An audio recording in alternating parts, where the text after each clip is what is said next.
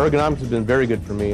They allowed me to keep my job, stay with the same profession that I went to school for, and without them I would have had to change my whole profession. In my opinion, this is a lot better, a lot better. Just through sheer repetition, we've developed methods that have kept us from becoming injured. You want to come to work and do the job now because it's a lot easier and you don't have to worry about getting hurt.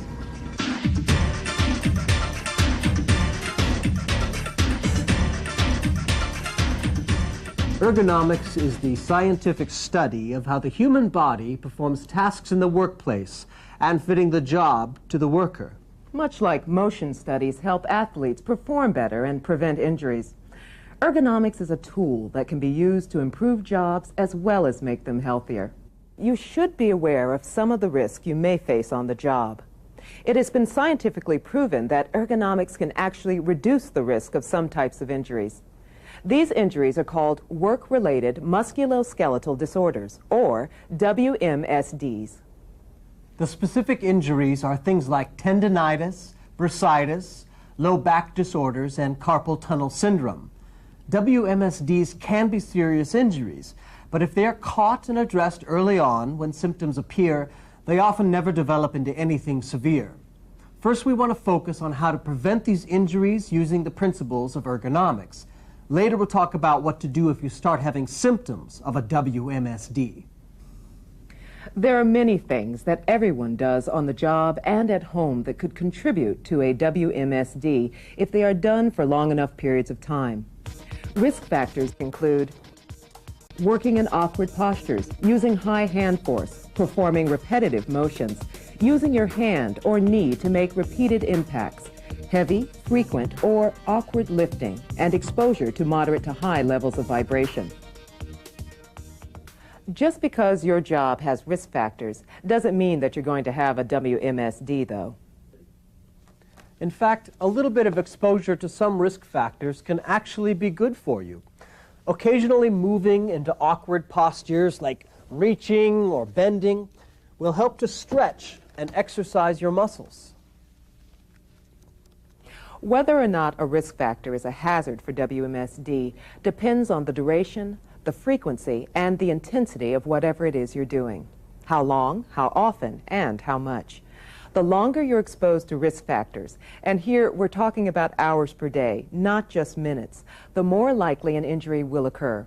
You are also more likely to be injured if you have more than one risk factor at the same time.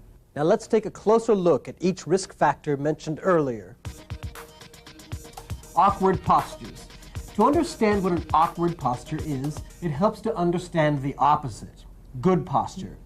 A good posture is one that places the least amount of stress on your joints and muscles.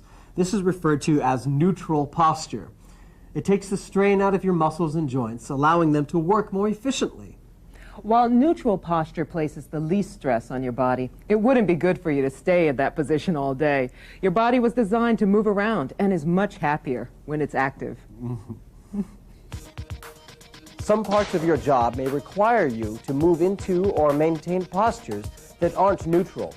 They include things like working with your hands over your head or your elbows above your shoulders. Repetitive lifting of this sort can lead to a shoulder or elbow WMSD. Holding your arms up overhead without bringing them down can cause problems. Working with your neck bent forward too far can place strain on your neck muscles, especially if you hold this position for a long period of time. Your head can weigh as much as a bowling ball, and that's a lot of weight for your neck muscles to hold up. Over time, the muscles in your neck and shoulders can tighten up, resulting in chronic muscle soreness. Similarly, working while bent over places a lot of strain on the muscles of your back. The weight of your upper body is a lot for those muscles to hold up, especially since those muscles are intended to hold you in an upright position. Bending over like this also increases the pressure on the discs of your spine. Squatting is a good alternative to bending at the waist, but only for short periods of time. If you squat for too long, it builds up pressure behind the kneecap, and it can cause damage to the knee. Kneeling is another way to get down low, but it also causes pressure to build up behind the kneecap. Working with your wrist bent in any of these directions also can be a problem. However, bent wrists are only really a risk for injury when combined with high hand forces or repetitive motions, but more about that later. Some jobs will always require awkward postures, but many can be done better with a few simple fixes. Some things that might work include changing the height of a workstation or display, tilting or rotating work to a better position, standing on a platform to bring you up closer to the work, or putting your work on a platform to bring it closer to you, bringing items within easy reach. Remember to stretch once in a while if you do have to work in an awkward posture for any length of time. The amount of force required to grip something depends on a number of factors, but the most important thing is how you grip it. Gripping something with the whole hand, called a power grip, is 5 times more powerful than gripping something with the fingertips, known as a pinch grip. So, picking up something that weighs 2 pounds with a pinch grip is just as stressful as picking up 10 pounds with a power grip. When you bend your wrists, you actually lose a significant amount of grip strength. This increases the risk of injury, especially to the wrist and elbow. Other things can increase the amount of force needed to hold an object, such as if it's slippery, or if you wear loose-fitting gloves, or your hands are exposed to the cold, any of which make it difficult to feel what you are gripping. One of the best ways to reduce grip forces is to use power grips instead of pinch grips whenever possible. For example, picking up objects from the bottom using your whole hand. Attach handles to things, or use lift tools. Another great idea is to build up the handles on small tools to reduce the grip force. There are several things you can do to reduce the force you need when handling objects. Pick up smaller loads. Use power tools instead of hand tools. Keep tools maintained to reduce the force required to operate them. Use lighter tools or tool balancers. Use 2 hands to cut the force per hand in half. And remember, keep your wrists straight. Grip forces are also a problem if you hold on to an object for a long period of time. You can avoid this by using clamps to hold on to your work, placing items on carts rather than carrying them, and putting down a tool when you are not actually using it. Motions are considered highly repetitive when you use the same part of your body to make the same motion over and over again without pauses. Most repetitive motions involve the hand, wrist, elbow, shoulder, and neck. Making the same motion repeatedly can cause a lot of wear and tear on the joints, and if you don't allow time for them to heal, the damage can build. Repetitive motions may be required by your job. However, a lot of times you have some control over what motions you make and how often you make them. Things you can do to reduce repetitive motions include: arrange work to avoid unnecessary motions. Let power tools and machinery do the work. Spread repetitive work out during the day. Take stretch pauses. Change hands or motions frequently. If possible, rotate tasks with coworkers. Intensive keying involves highly repetitive movements of the fingers, tasks like data entry or transcription. Usually, you don't have to worry if you key for less than 4 hours a day. Keying for longer periods, though, can create a risk for hand or wrist injuries. However, intensive keying can be stressful for your whole body, especially if you work in awkward postures as well. There are several things you can do to reduce the risk of injury from intensive keying. Spread keyboard work throughout the day. Take stretch pauses. Improve your posture and move around as much as possible. Repetitively using your knee as a hammer, such as this carpet layer is doing to stretch the carpet using a knee kicker, can damage the soft tissues in the knee. Similarly, there are many soft tissues in the palm of your hand that are easily damaged when using the palm as a hammer. Fortunately, there are easy solutions to these risk factors. There are power stretchers available for carpet layers that don't require a knee kicker. Tools like rubber mallets can be used in place of the palm in many cases. Most people are aware that lifting heavy objects increases the risk for injury. Fewer people know that repetitive lifting and lifting even moderate loads while bent over or reaching out can be just as hazardous. When you bend over to pick something up from below your knees, not only does your back have to lift the object, but it also has to lift the weight of your upper body. Something else to keep in mind. The same stresses are there when you lower something as when you lift it. Look for alternatives to lifting, including hand trucks, conveyors, carts, and other mechanical assistance. Or if these aren't available, get help from a coworker. Avoid storing things on the floor unless you use a hand truck to move them. Store them on a surface between knee and waist level instead. Power tools can transmit vibration to the hands and arms.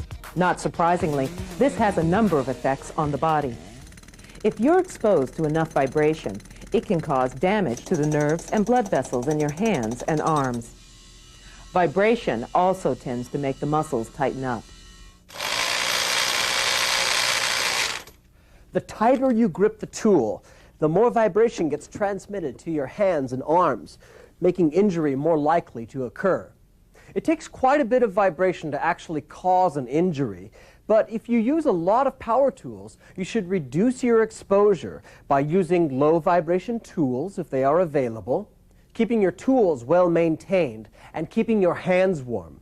This helps to increase blood flow and minimize the damage that vibration can cause. Now that we've got your attention, it's time to talk about symptoms. Most importantly, which ones to report.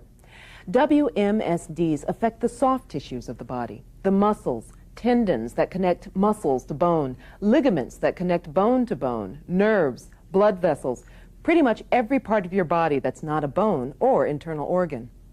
Often, these types of injuries start out small, as a little muscle pull or a slightly irritated tendon. However, if a small injury isn't given a chance to heal, it can become aggravated, especially if you keep doing the activity that caused the injury in the first place. Over time, these small injuries can build until they become chronic, which is when symptoms don't go away.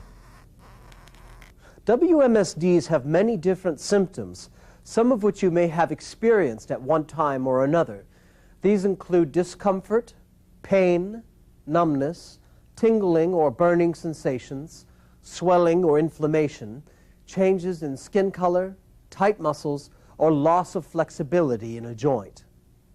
Having one or more of these symptoms doesn't necessarily mean that you have an injury, though.